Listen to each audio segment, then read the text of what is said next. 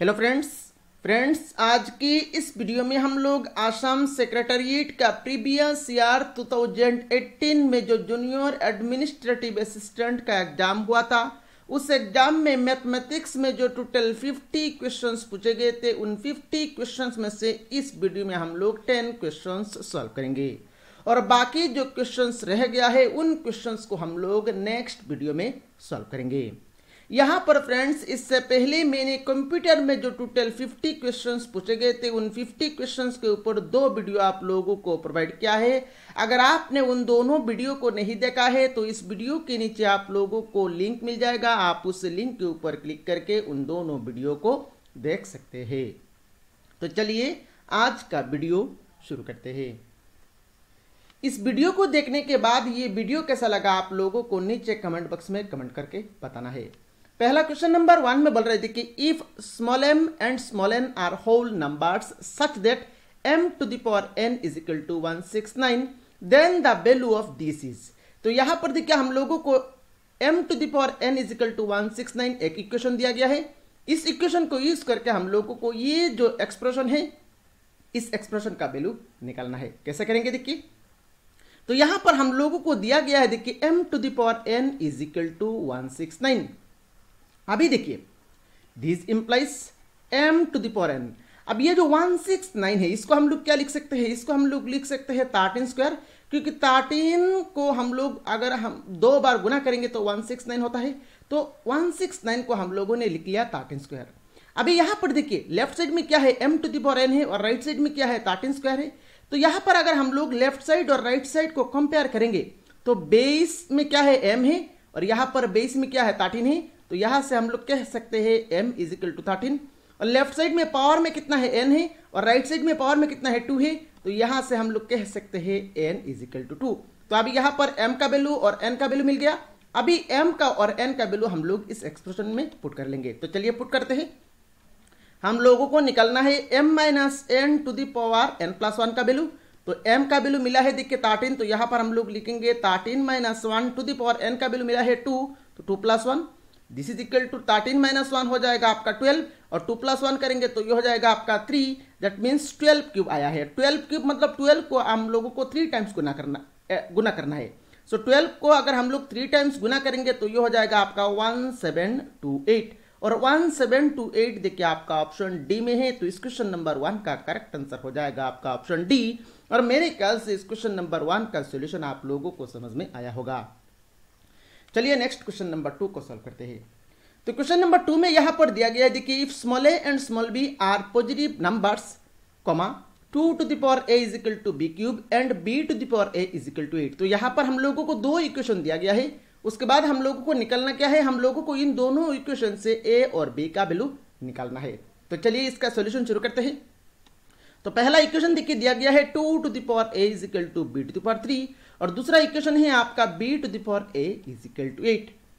अब देखिए इसको रखिए, आप इसको सेकंड वाले को आप यहां पर सिंप्लीफाई करिए। देखिए b to the power a is equal to 8 को हम लोग क्या लिख सकते हैं, 8 को हम लोग लिख सकते हैं 2 क्यूब, 8 को हम लोग लिख सकते हैं 2 क्यूब। अब अभी आप सोचेंगे सर 8 को आपने 4 इंटू 2 क्यों नहीं लिखा, तो ये 4 इंटू 2 लिख सकते हैं, पर लिखने से कोई फायदा नहीं होगा। हम लोगों को 8 को कुछ इस तरह से लिखना है, something to the power something लिखना है, कि ताकि हम लोग कंपेयर कर सके। अगर 8 को आपने 4 इंटू 2 लिख लेंगे, अगर आप लिखेंगे तो कंपेयर नहीं कर पाएंगे, क्योंकि लेफ्ट साइड में something to the power something है, तो राइट साइड को भी हम लोग something to the power something form में कन्वर्ट करना है। तो हम लोगों ने इसीलिए ही 8 को 2 क्यूब लिखा है, ठीक है। अभी यहां पर सेम देखिए, यहां पर हम लोग कंपेयर करेंगे तो बेस में क्या है, b है, और यहां पर बेस में क्या है, 2 है। तो यहां पर देखिए b इक्वल टू 2 आ गया। लेफ्ट साइड में पावर में क्या है, a है, और राइट साइड में पावर में क्या है, 3 है। तो a का वैल्यू आ गया आपका 3। तो हम लोगों को a और b का वैल्यू निकालना है, तो यहां पर देखिए निकल गया। देखिए ये जो इक्वेशन है, ये इक्वेशन ऐसे ही दिया गया है, इसको हम लोगों को यूज ही नहीं करना पड़ा, सिर्फ इस इक्वेशन को यूज करके हम लोगों ने a और b निकाल लिया। तो a का वैल्यू आया है आपका 3 और b का वैल्यू आया है आपका 2, और a equal to 3 b equal to 2। देखिए a equal to 3 b equal to 2 आपका ऑप्शन बी में है। तो क्वेश्चन नंबर 2 का करेक्ट आंसर हो जाएगा आपका ऑप्शन बी। और मेरे ख्याल से इस क्वेश्चन नंबर 2 का सॉल्यूशन आप लोगों को समझ में आया होगा। चलिए नेक्स्ट क्वेश्चन नंबर 3 को सॉल्व करते हैं। क्वेश्चन नंबर 3 में देखिए यहां पर लॉगरिथम का क्वेश्चन पूछा गया है। तो यहां पर इस क्वेश्चन को मैं अच्छी तरह से समझा के आप लोगों को पूरा कंप्लीटली सॉल्व करके दूंगा, आप ध्यान से समझिएगा, ठीक है। इसमें यहां पर हम लोगों को दिया गया है, देखिए log x plus log y is equal to log of x plus y. log मतलब लॉगरिथम, इसको लॉगरिथम, इसका फुल फॉर्म होता है आपका लॉगरिथम, शॉर्ट फॉर्म में इसको log x लिखा जाता है। लॉगरिथम अगर आप इसको पूरा पढ़ेंगे तो इसको ऐसे पढ़ेंगे logarithm of x, logarithm of x, ये पूरा स्टेटमेंट को शॉर्ट फॉर्म में log ऑफ x लिखा गया है, ठीक है। अब यहां पर देखिए एक प्रॉपर्टी हम लोग यूज करेंगे। प्रॉपर्टी क्या होता है? लॉगरिथम का बहुत सारा प्रॉपर्टी होता है। एक प्रॉपर्टी ऐसा होता है log of x into y, log of x into y, इसका प्रॉपर्टी होता है आपका log of x plus log of y। तो यहां पर देखिए लेफ्ट साइड में log of x plus log of y दिया गया है, तो log of x plus log of y को हम लोग क्या लिख सकते हैं? इसको हम लोग लिख सकते हैं log of x into y. तो इसको रिप्लेस करके हम लोग लिखेंगे log of x into y is equal to, right side में देखिए दिया गया है log of x plus y. अब देखिए लेफ्ट साइड में log है, राइट साइड में log है, तो log को हम लोग कैंसिल कर देंगे। तो log जब हम लोग कैंसिल करेंगे तो लेफ्ट साइड में क्या हो जाएगा? लेफ्ट साइड में हो जाएगा आपका x इंटू वाई और राइट साइड में रहेगा आपका x प्लस वाई। अब यहां पर देखिए आप ऐसे मत करिएगा, यहां से आप ऐसे मत सोचिएगा सर लेफ्ट साइड में log x plus log y से हम लोग log कॉमन ले लेंगे तो रहेगा आपका x प्लस वाई। ये गलत है, ठीक है, ये गलत है। ऐसे log ऐसे आप कॉमन नहीं ले सकते, ठीक है। तो यहां पर लॉगरिथम का फॉर्मूला को हम लोगों ने यूज करके ये सेकंड लाइन लिखा है और राइट साइड में जो एक्सप्रेशन था वही यहां पर हम लोगों ने रख दिया है। उसके बाद log x और log x कैंसिल हो गया, लेफ्ट साइड में रह गया है आपका x इंटू वाई और राइट साइड में x प्लस वाई रह गया है। अभी यहां से हम लोगों को देखिए सिंप्लीफाई करना है, यहां से हम लोगों को y का वैल्यू लाना है। तो यहां पर देखिए लेफ्ट साइड में x इंटू वाई है और राइट साइड में ये जो y है इसको हम लोग लेफ्ट साइड में लेके आएंगे तो ये हो जाएगा आपका minus y is equal to x। This implies, अभी लेफ्ट साइड में देखिए एक्स वाई माइनस वाई से हम लोगों को कॉमन मिल रहा है y कॉमन ले लिया, y कॉमन लेने के बाद रह गया है आपका x, यहां पर रह गया है आपका x, देन माइनस यहां पर y कॉमन ले लिया तो यहां पर रह गया है आपका 1 is equal to x। So this implies finally देखिए यहां से y इज इक्वल टू आ गया आपका x और ये x माइनस 1 राइट साइड में जाएगा तो ये नीचे जाएगा, तो y का वैल्यू आ गया y is equal to x divided by x minus 1। अभी देखिए ऑप्शन में देखिए y is equal to x divided by x minus 1 आपका ऑप्शन डी में है, तो इस क्वेश्चन का करेक्ट आंसर हो जाएगा आपका ऑप्शन डी। और मेरे ख्याल से इस क्वेश्चन का सॉल्यूशन आप लोगों को समझ में आया होगा। चलिए नेक्स्ट क्वेश्चन नंबर 4 को सॉल्व करते हैं। क्वेश्चन नंबर 4 में यहां पर हम लोगों को दिया गया है, देखिए log of 27 is equal to 1.431। तो log ऑफ 27 का वैल्यू हम लोगों को दिया गया है, हम लोगों को log ऑफ 9 का वैल्यू निकालना है। तो कैसे निकालेंगे? देखिए यहां पर भी हम लोगों को एक लॉगरिथम का एक प्रॉपर्टी यूज करना है। तो यहां पर देखिए हम लोगों को दिया गया है log of 27 is equal to 1.431, log of 27 is equal to 1.431। अब देखिए यहां पर log ऑफ 27, ये जो 27 है इसको हम लोग क्या लिख सकते हैं? इसको हम लोग लिख सकते हैं 3 क्यूब, क्योंकि 3 क्यूब होता है आपका 27। तो 27 को रिप्लेस करके हम लोगों ने लिख लिया 3 क्यूब और 3 cube log of 3 cube is equal to दिया गया है आपका 1.431। अब यहां पर देखिए हम लोगों को लॉगरिथम का एक प्रॉपर्टी हम लोगों को मिला है log of a to the power m। log of a to the power m इसका प्रॉपर्टी क्या होता है? log of a to the power m, ये जो पावर है ये पावर सामने आ जाता है, तो m सामने आ गया, रह गया क्या? रह गया है आपका log a। तो log of a to the power m को हम लोग क्या लिख सकते हैं? पावर को हम लोग सामने लेके आ सकते हैं, तो पावर को सामने लेके आएंगे, जो रहेगा वही हम लोग लिख लेंगे।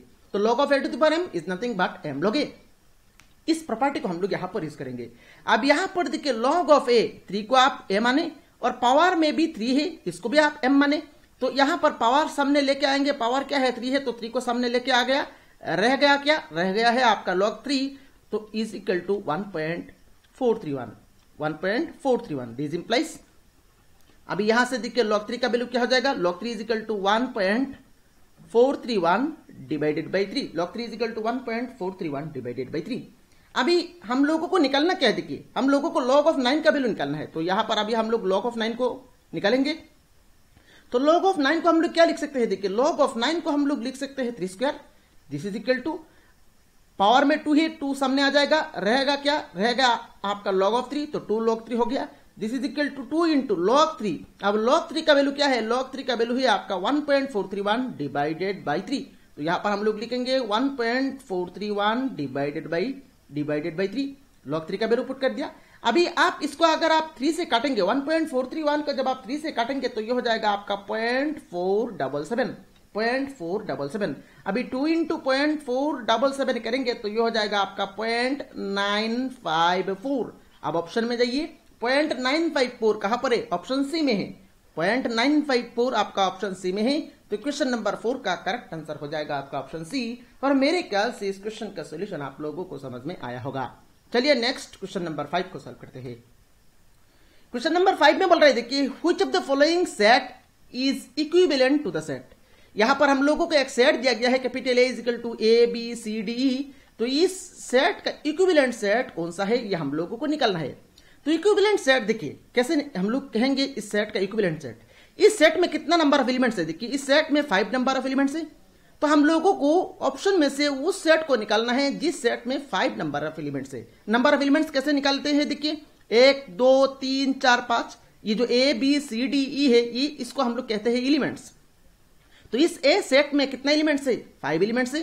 तो हम लोगों को इक्विवेलेंट सेट निकालना है, मतलब इक्विवेलेंट सेट मतलब वो सेट जिस सेट में 5 एलिमेंट्स होगा वही हो जाएगा आपका ए सेट का इक्विवेलेंट। अब ऑप्शन में जाइए, ऑप्शन में देखिए पहला ऑप्शन बी में दिया गया, पहला ऑप्शन ए में दिया गया है बी इज इक्वल टू 1, 2, 3, 4, 5। इसमें कितना एलिमेंट्स है? 5 एलिमेंट्स है। और बाकी देखिए बाकी सभी बी सी और डी में जो सेट दिया गया है इनमें आपका 4 एलिमेंट है, इसमें 4 एलिमेंट है, इसमें 4 एलिमेंट है, इसमें 3 एलिमेंट है। तो ये तीनों आपका इक्विवेलेंट नहीं होगा क्योंकि नंबर ऑफ एलिमेंट्स तो सेम नहीं हो रहा है। तो यहां पर देखिए नंबर ऑफ एलिमेंट सेम हो रहा है, तो ये जो सेट ए है इस सेट का इक्विवेलेंट सेट हो जाएगा आपका ऑप्शन ए। इक्विवेलेंट सेट देखिए एलिमेंट्स को हम लोगों को कंपेयर नहीं करना है, जस्ट नंबर ऑफ एलिमेंट्स को देखना है। नंबर ऑफ एलिमेंट्स इसमें था 5, इसमें भी नंबर ऑफ एलिमेंट्स 5 है, इसीलिए ही यहां पर हम लोगों ने कह दिया है ये जो सेट ए है इस सेट का इक्विवेलेंट सेट है आपका ऑप्शन ए में जो सेट दिया गया है ये वाला। मेरे ख्याल से इक्विवेलेंट सेट का मतलब क्या है और किस तरह से हम लोगों ने इस क्वेश्चन का आंसर किया ये आप लोगों को समझ में आया होगा। चलिए नेक्स्ट क्वेश्चन नंबर 6 को सॉल्व करते हैं। क्वेश्चन नंबर 6 में बोल रहा है देखिए A, B, C hired a car for ₹720 and used it for 9, 10 and 13 hours respectively. Hire charges paid by B are, मतलब A, B, C तीनों मिलके यहां पर एक कार हायर किया 720 रुपीज में, और उसके बाद ए ने उस कार को 9 आवर्स यूज किया, बी ने 10 आवर्स यूज किया और सी ने 13 आवर्स यूज किया। हम लोगों को यह निकलना है बी अगर उस कार को 10 आवर्स यूज अगर किया तो बी कितना रुपीज पे करेगा, यह हम लोगों को निकलना है। तो कैसे निकालेंगे देखिए, टोटल टाइम देखिए यहां पर टोटल टाइम मतलब क्या हो जाएगा 9 + 10 + 13 कर लेंगे तो ये हो जाएगा आपका टोटल टाइम। तो टोटल टाइम कितना आएगा 9 + 10 + 13, टोटल टाइम आ जाएगा आपका 32। अभी यहां पर हम लोगों को निकलना है बी ने कितना रुपीज पे करेगा, यह हम लोगों को निकलना है। अब देखिए टोटल टाइम है आपका 32, तो टोटल टाइम को हम लोग नीचे लिखेंगे। ऊपर में बी ने कितना घंटा यूज किया, बी ने उस कार को 10 घंटा यूज किया तो ऊपर में हम लोग लिख लेंगे 10, और इंटू में कितना रुपीज टोटल था, टोटल आपका 720 रुपीज था तो इंटू में कर देंगे हम लोग 720। मेरे ख्याल से ये जो फॉर्मूला हम लोगों ने लिखा है ये आप लोगों को समझ में आया होगा। ऊपर में हम लोगों ने बी ने उस कार को जितना घंटा यूज किया उसको लिखा, बी ने 10 घंटा यूज किया है तो ऊपर में 10 लिख लिया, और नीचे टोटल कितना घंटा यूज किया गया है, टोटल 32 घंटा है तो टोटल 32 नीचे लिख लिया, और इंटू में टोटल रुपीज से आपका 720 तो इंटू में 720 दे दिया। अभी यहां पर हम लोगों को काट करना है तो 4 से काटेंगे तो 4 8 जार 32 और 4 से इसको तो काट नहीं कर सकते, 4 से इसको काटेंगे तो 4 18 जार 72 और 0 लगा देंगे। उसके बाद यहां पर आप 2 से काटिए 2 4 जार 8 और 2 5 जार इसको काट सकते हैं। 4 से इसको काटेंगे तो 4 4 जार 16 2 रह गया है 20, 4 5 जार 20। तो फाइनली यहां पर आ गया देखिए 5 × 45। अब 5 × 45 करेंगे तो कितना आएगा, 5 × 45 करेंगे तो ये आ जाएगा आपका 225। That means B total 225 rupees pay करेगा, और 225 रुपीज आपका ऑप्शन बी में दिया गया है। तो क्वेश्चन नंबर 6 का करेक्ट आंसर हो जाएगा आपका ऑप्शन बी, और मेरे ख्याल से इस क्वेश्चन नंबर 6 का सॉल्यूशन आप लोगों को समझ में आया होगा। चलिए नेक्स्ट क्वेश्चन नंबर 7 को सॉल्व करते हैं। क्वेश्चन नंबर 7 में बोल रहे थे कि if a number is chosen at random from the set, इस सेट से हम लोगों को एक नंबर लेना है then the probability that the chosen number is a perfect cube is, और वो जो नंबर हम लोग ले रहे हैं इस सेट से वो नंबर एक परफेक्ट क्यूब हो, इसका प्रोबेबिलिटी हम लोगों को निकालना है। तो यहां पर देखिए कैसे निकालेंगे। यहां पर टोटल इस सेट में कितना नंबर से, इस सेट में total 1 2 3 dot up to 100, that means इस सेट में टोटल 100 नंबर से, तो टोटल नंबर्स को हम लोग नीचे लिखेंगे। नीचे कितना है लिखेंगे, नीचे टोटल 100 नंबर से, तो 100 को लिख लिया। अभी ऊपर में वो नंबर क्या होना चाहिए, वो नंबर एक परफेक्ट क्यूब होना चाहिए। परफेक्ट क्यूब का मतलब क्या है, परफेक्ट क्यूब मतलब एक नंबर परफेक्ट क्यूब हम लोग तब कह सकते हैं अगर वो नंबर एक नंबर का क्यूब हो। जैसे कि 1 एक perfect number, perfect cube number है। क्यों, क्योंकि 1 को हम लोग 1 क्यूब करके 1 मिल रहा है, दिस मीन्स 1 को हम लोग कह सकते हैं ये एक परफेक्ट नंबर है। इसी तरह 8 एक परफेक्ट नंबर है, क्योंकि 8 को 2 क्यूब करने से 8 मिलता है, तो 8 एक परफेक्ट क्यूब नंबर है। इसी तरह यहां पर 27 भी एक परफेक्ट क्यूब नंबर है, क्योंकि 27 को हम लोग 3 क्यूब करेंगे तो 27 मिलता है, तो 27 को हम लोग कह सकते हैं ये एक परफेक्ट क्यूब नंबर है। नेक्स्ट यहां पर 64 एक परफेक्ट क्यूब नंबर है, क्योंकि 64 4 का क्यूब होता है।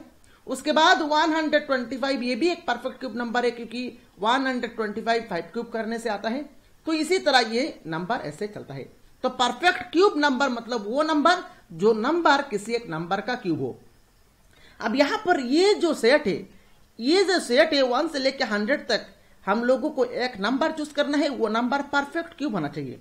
तो यहां पर देखिए perfect cube between 1 to 100 perfect cube कौन कौन सा आ रहा है, 1 8 27 64 4 नंबर आ रहा है। 125 परफेक्ट क्यूब नंबर है, पर ये इस सेट के अंदर लाई नहीं कर रहा है, तो इसके बाद वाले जितना भी नंबर से सारे नंबर्स तो नहीं आएंगे। तो कितना नंबर्स आ रहा है बिटवीन 1 to 100, कितना नंबर्स आ रहा है परफेक्ट क्यूब, 1 2 3 4 नंबर्स आ रहा है। तो ऊपर में हम लोग लिख लेंगे 4, और नीचे तो टोटल नंबर से 100, तो नीचे हम लोग 100 को लिख लिया। अभी यहां पर काटेंगे तो 4 1 जार 4, 4 25 जार 100, तो फाइनली यहां पर आंसर आ गया 1/25। और 1/25 देखिए आपका ऑप्शन ए में है, तो इस क्वेश्चन नंबर 7 का करेक्ट आंसर हो जाएगा आपका ऑप्शन ए। और मेरे ख्याल से इस क्वेश्चन नंबर 7 का सोल्यूशन आप लोगों को समझ में आया होगा। नेक्स्ट क्वेश्चन नंबर 8 को सॉल्व करते हैं। चलिए, अगर आप इस वीडियो का पीडीएफ चाहते हैं तो ये जो नीचे हमारा ऑफिशियल व्हाट्सएप नंबर है, इस व्हाट्सएप नंबर पे आप अपना नाम और अपना होम डिस्ट्रिक्ट लिख के सेंड करें। हमारे टीम की ओर से आप लोगों को इस वीडियो का पीडीएफ सेंड करा दिया जाएगा।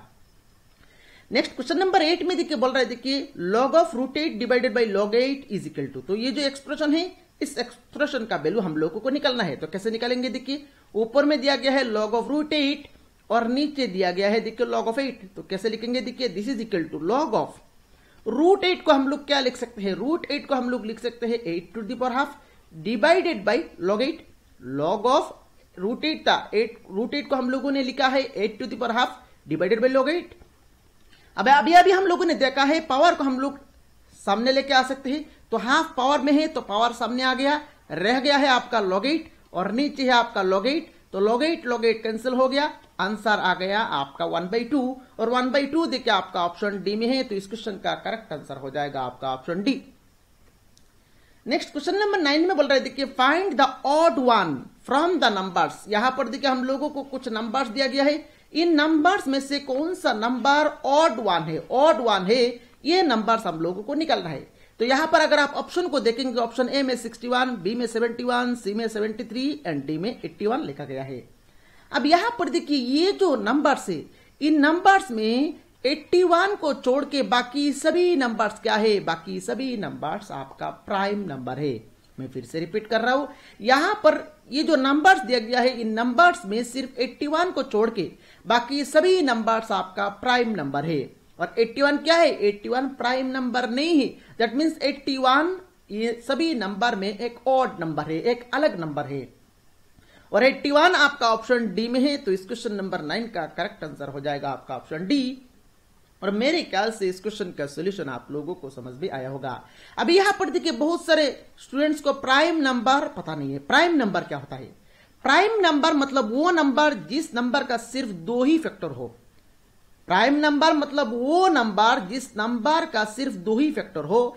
एक तो एक फैक्टर है आपका 1 और दूसरा फैक्टर आपका 2। दूसरा फैक्टर वो नंबर इटसेल्फ, दूसरा फैक्टर वो नंबर इटसेल्फ। जैसे कि देखिए 2 एक प्राइम नंबर है, क्यों? क्योंकि 2 का दो ही वेक्टर है, एक तो है आपका 1 और दूसरा है आपका 2। मतलब 2 जो नंबर है, इस नंबर को हम लोग एक ही तरीके से लिख सकते हैं 1 इंटू 2, और बाकी कोई भी प्रोसेस से हम लोग 2 को ऐसे नहीं लिख सकते हैं। जैसे कि 3 एक प्राइम नंबर है, क्योंकि 3 को लिखने का तरीका एक ही है, तो एक ही है 1 इंटू 3। इसमें देखिए 3 का दो ही वेक्टर है, एक तो है आपका 1 और दूसरा है आपका 3। अब 4 में आइए, 4 प्राइम नंबर नहीं है, क्यों? 4 को हम लोग लिख सकते हैं देखिए 2 इंटू 2। नेक्स्ट 4 को हम लोग लिख सकते हैं 4 इंटू 1। नेक्स्ट 4 को हम लोग ये देखिए 4 का फैक्टर देखिए 4 मिल गया, 1 मिल गया, 2 मिल गया, तो 3 फैक्टर हो गया, इसीलिए 4 को हम लोग प्राइम नंबर नहीं कहेंगे। तो प्राइम नंबर मतलब वो नंबर जिस नंबर का सिर्फ दो ही फैक्टर होना चाहिए, एक तो होना चाहिए आपका 1 और दूसरा होना चाहिए आपका a। अब यहां पर देखिए 81 में आइए, 81 को हम लोग लिख सकते हैं देखिए 1 इंटू 81, देन 9 इंटू 9, 81 लिख सकते हैं। तो 81 का देखिए फैक्टर आ गया 1, 81, 9, तो 3 फैक्टर आ गया, इसीलिए ही यहां पर 81 को हम लोग प्राइम नंबर नहीं कहेंगे। मेरे ख्याल से यहां पर प्राइम नंबर का कंसेप्ट आप लोगों को समझ में आया होगा। चलिए नेक्स्ट क्वेश्चन नंबर 10 को सॉल्व करते हैं। क्वेश्चन नंबर 10 में यहां पर देखिए बोल रहा है 2 numbers are in the ratio 2:3। So 2 numbers का रेशियो दिया गया है 2:3। तो अभी यहां पर अगर हम लोग उन दोनों नंबर को मानेंगे तो क्या हो जाएगा? पहला नंबर हो जाएगा आपका 2x और दूसरा नंबर हो जाएगा आपका 3x। तो हम लोगों ने दोनों नंबर को मान लिया 2x और 3x। If there LCM is 48, और उन दोनों नंबर का मतलब 2x और 3x का एलसीएम दिया गया है आपका 48, तो हम लोगों को उन दोनों नंबर का साम निकालना है। अब देखिए, अब यहां पर 2x और 3x का एलसीएम कितना होगा? 2x और 3x का एलसीएम लेंगे तो कितना आएगा? 2x और 3x का एलसीएम आएगा आपका 6x, और एलसीएम जो आया है 6x, इस 6x का वैल्यू दिया गया है आपका 48। ये दोनों नंबर का एलसीएम कितना दिया गया है? 48, और इन दोनों नंबर का एलसीएम हम लोगों को कितना मिला है? 6x, तो 6x equal to 48। So this implies यहां से देखिए x इक्वल टू कितना आ जाएगा? यहां से x इक्वल टू आ जाएगा आपका 48/6, और 48/6 करेंगे तो ये आ जाएगा आपका 8। दैट मीन्स x का वैल्यू आ गया आपका 8। तो अब यहां पर हम लोगों को ये दोनों नंबर का साम निकलना है, तो ये दोनों नंबर को जोड़ेंगे तो कितना आएगा? 2x प्लस 3x करेंगे तो ये हो जाएगा आपका 5x। तो अभी यहां पर हम लोग इन प्लेस ऑफ x का वैल्यू पुट करेंगे 5 इंटू 8, और 5 इंटू 8 करेंगे तो ये आ जाएगा आपका 40। दैट मीन्स इन दोनों नंबर का साम का वैल्यू ही आपका 40, और 40 देखिए आपका ऑप्शन बी में है। तो इस क्वेश्चन नंबर 10 का करेक्ट आंसर हो जाएगा आपका ऑप्शन बी। और मेरे ख्याल से इस क्वेश्चन नंबर 10 का सोल्यूशन आप लोगों को समझ में आया होगा। तो ये वीडियो कैसा लगा आप लोगों को कमेंट बॉक्स में कमेंट करके बताना है, और अगर आपने चैनल को सब्सक्राइब नहीं किया तो सब्सक्राइब कर लीजिए। Thank you for watching this video.